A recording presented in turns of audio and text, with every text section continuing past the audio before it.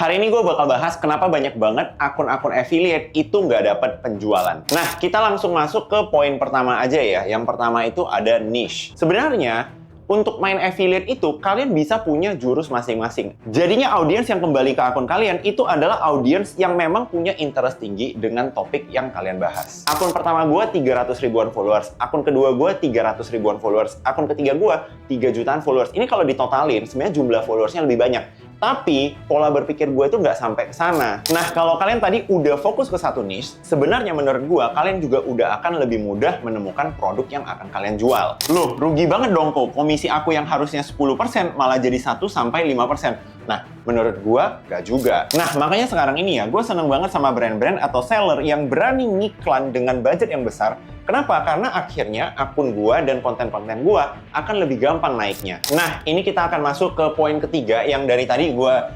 misteriuskan ya. Poin ketiga ini adalah, hari ini gua bakal bahas kenapa banyak banget akun-akun affiliate itu nggak dapat penjualan. Nah, jadi salah satu pertanyaan yang paling sering gua terima di TikTok gua, karena gua sering bahas affiliate ya, adalah, kok kenapa gue udah konten, gue udah konsisten, tapi sampai sekarang akun affiliate gue itu tetap stuck penjualannya itu 0. Nah, hari ini gue bakal breakdown 3 alasannya. Kenapa akun affiliate kalian itu belum ada penjualan, tapi poin ketiga itu bakal gue taruh tanda tanya ya, supaya kalian nonton sampai akhir aja sih. Karena ini poin paling penting yang akan gue bahas hari ini. Nah, kita langsung masuk ke poin pertama aja ya. Yang pertama itu ada niche. Sering banget muncul pertanyaan di antara para afiliator, kok gue itu ngonten, boleh campur-campur niche atau harus fokus satu niche? Sebenarnya, untuk main affiliate itu, kalian bisa punya jurus masing-masing. Ada orang yang fokus satu niche, dia bisa berkembang. Ada orang yang fokusnya banyak niche, kontennya campur-campur, juga bisa berkembang. Tapi berdasarkan pengalaman gua ngajarin banyak banget teman-teman pemula di dunia affiliate, gua akan selalu menyarankan kalian itu untuk fokus satu niche. Menurut gua, fokus ke satu niche itu bukan cuman akan menguntungkan kalian, karena akun kalian akan lebih mudah menemukan audiens, tapi juga membantu supaya kalian itu fokus. Mungkin sebagai perumpamaan, gue mau angkat satu cerita yang pernah gue baca, tapi gue udah lupa juga sumbernya. Jadi, ceritanya ada penjual selai, ya, ada penjual A dan penjual B. Penjual selai A, dia itu selainya itu banyak banget pilihannya. Ada yang rasa raspberry, terus raspberry-nya ada yang low sugar, ada yang biasa, terus ada blueberry. Blueberry-nya ada yang natural, ada yang biasa juga, ada yang sintetis juga. Nah, jadi pilihannya itu banyak banget. Sedangkan pilihan selai di penjual B itu lebih sedikit daripada penjual A. Mungkin pilihannya cuma ada 5 atau 6. Cuman dibagi berdasarkan rasa, raspberry, blueberry, strawberry, selai kacang, selai coklat. Udah.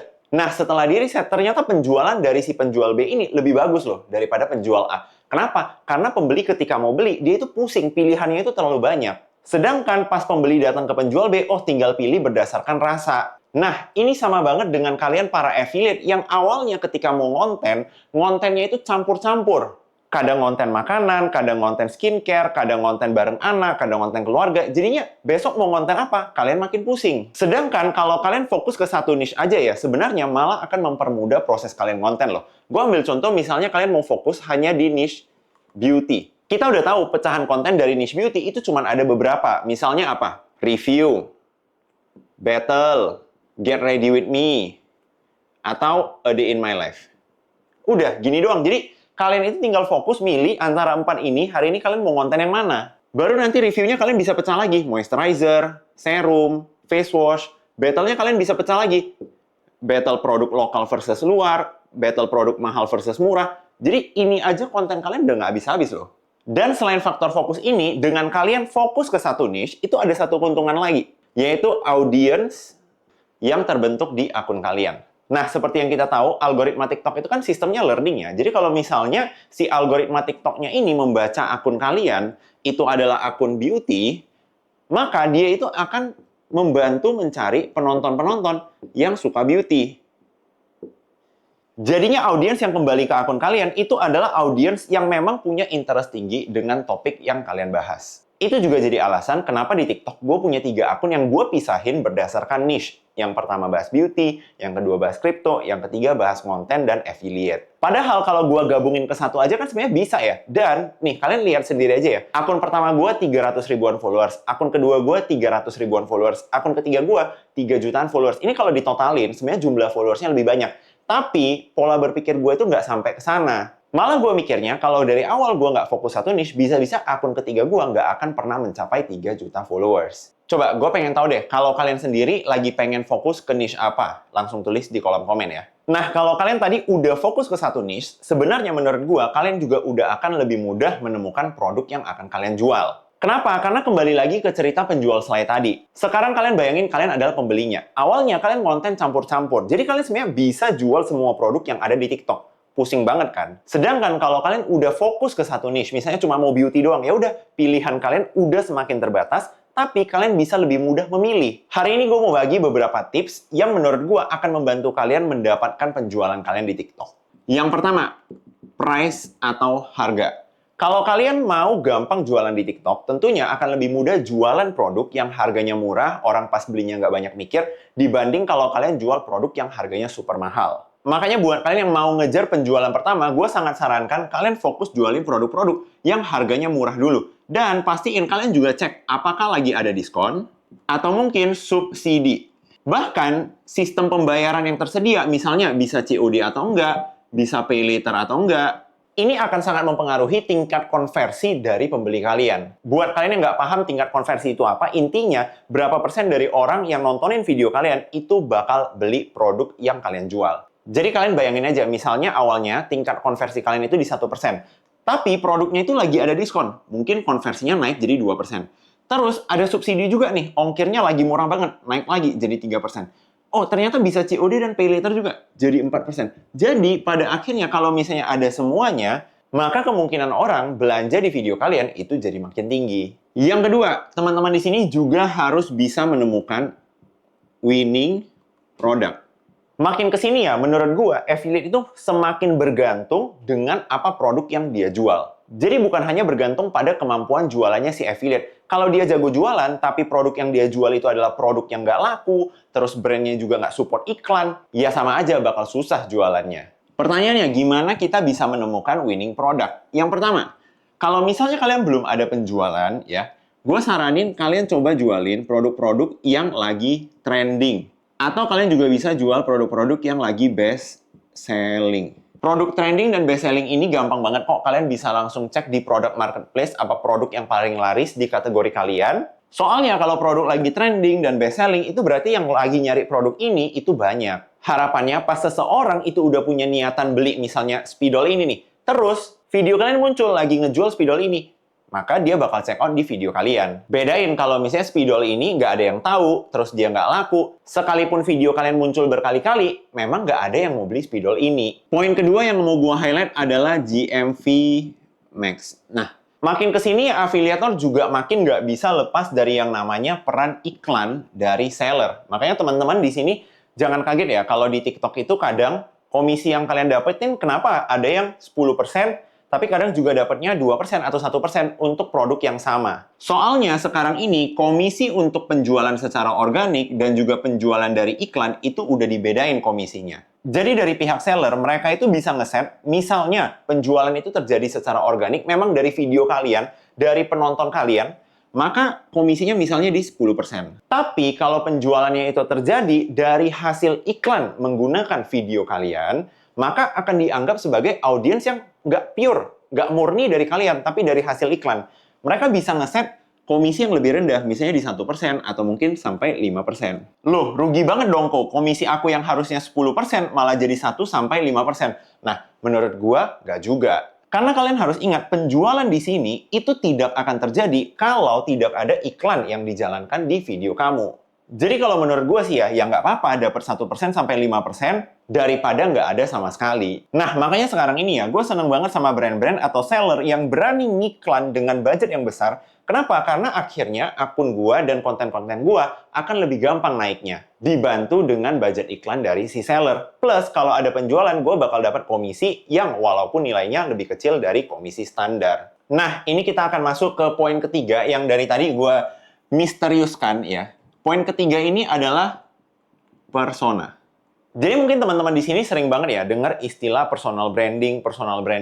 Apalagi sekarang di kalangan affiliate itu lagi naik banget yang namanya personal branding. Pertanyaannya, kenapa sih personal branding itu penting banget buat affiliate sekarang? Sebenarnya kalau kita tarik ya, ujung-ujungnya akan balik ke satu kata, yaitu trust. Intinya, dengan kalian punya personal branding yang kuat dan kalian lebih dikenal, lebih dipercaya, maka akan lebih mudah kalian mendapatkan penjualan. Dan yang namanya jadi afiliator kan memang tujuan akhir kita itu untuk mengejar penjualan kan. Pertanyaannya, kok kenapa sih orang yang punya personal branding yang kuat, punya trust yang kuat, dan influence yang kuat bisa lebih mudah jualan? Nah, kalian harus paham balik istilah tadi yang gua namakan conversion rate. Ketika kalian punya influence yang tinggi, personal branding yang bagus, yang kuat, maka conversion rate dari akun kalian itu akan lebih tinggi daripada orang lain. Gua ambil contoh ya, misalnya ini ada akun A dan akun B. Si A ini adalah dokter kulit yang punya followers gede, dia sering banget mengedukasi tentang pengetahuan dermatologis gitu ya. Sedangkan si B ini ya orang biasa aja yang seneng skincarean gitu ya. Pertanyaannya, kalian sendiri kalau misalnya lagi nyari skincare, kalian bakal lebih percaya beli dari rekomendasi si A atau rekomendasi si B? Pastinya dari rekomendasi si A ya. Dan yang berpikir begitu itu bukan cuma kalian.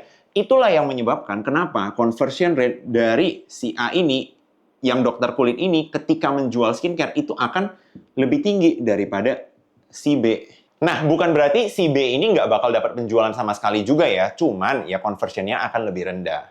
Selain itu, dengan punya personal branding yang kuat, kalian itu juga bakal menjadi unik dibanding afiliator lain. Nah, berdasarkan data tahun lalu, jumlah afiliator di Indonesia itu udah ada 8 juta afiliator. Itu baru data pertengahan tahun lalu. Jadi kalau sekarang ini gue ambil asumsi ya, harusnya udah di atas 10 juta. Teman-teman bayangin ya, kalian itu kalau main affiliate, sebenarnya itu secara nggak langsung, kalian berkompetisi dengan 10 juta orang. Pertanyaannya, bagaimana kalian itu bisa berbeda? Satu-satunya cara kalian bisa berbeda, ya tentunya dengan punya personal branding yang unik. Balik lagi kita ambil contoh di niche beauty aja deh ya. Kalian kebayang nggak, di kategori beauty itu ada berapa kreator, berapa afiliator? Ini banyak banget nih. Banyak banget nih afiliator nih. Jadi sekarang penonton itu punya pilihan mau nontonin konten review produk beauty dari siapa. Makanya kalian harus menciptakan keunikan. Misalnya nih kalian sendiri di sini. Kita ambil cerita si dokter kulit tadi ya. Misalnya cuman dia doang dokter kulit yang konten di TikTok plus penjelasannya simple. Dari sini akan kebentuk personal branding yang mengundang orang-orang yang seneng dengan konten dokter kulit karena dia dipercaya, terus kontennya di TikTok, dan penjelasannya itu simple. Dari sini aja si dokter kulit ini bakal membentuk audiens dia sendiri. Jadinya walaupun dia lagi berkompetisi dengan 8 juta afiliator lain, ya dia itu ada pembedanya dan penonton tetapnya bakal kebentuk. Ini jadi alasan kenapa menurut gua makin kesini dan bahkan ke depannya yang namanya personal branding di kalangan affiliate itu akan jadi semakin penting. Nah, kira-kira itulah 3 alasan kenapa menurut gua banyak affiliate-affiliate pemula sekarang itu kesulitan mendapatkan penjualan. Setelah nonton video ini, coba kalian buka kembali akun affiliate kalian dan kalian cek ya, untuk niche kalian, produk kalian, dan juga persona kalian, kira-kira poin mana nih yang masih kurang? Kalau kalian sadar ada yang kurang, ya udah kalian tinggal fokusin perbaiki apa poin yang masih bisa ditingkatkan. Kira-kira itulah 3 alasan kenapa menurut gua banyak affiliate itu nggak mendapatkan penjualan atau penjualannya nge-stuck. Atau mungkin kalian notice kalian punya masalah yang lain selain dari 3 ini. Coba deh, cerita di kolom komen, nanti gue bakal coba respon komen-komen yang menurut gue menarik ya. Terakhir, jangan lupa subscribe channel ini supaya gue makin semangat sharing edukasi-edukasi gratis seperti video ini. See you on the next video.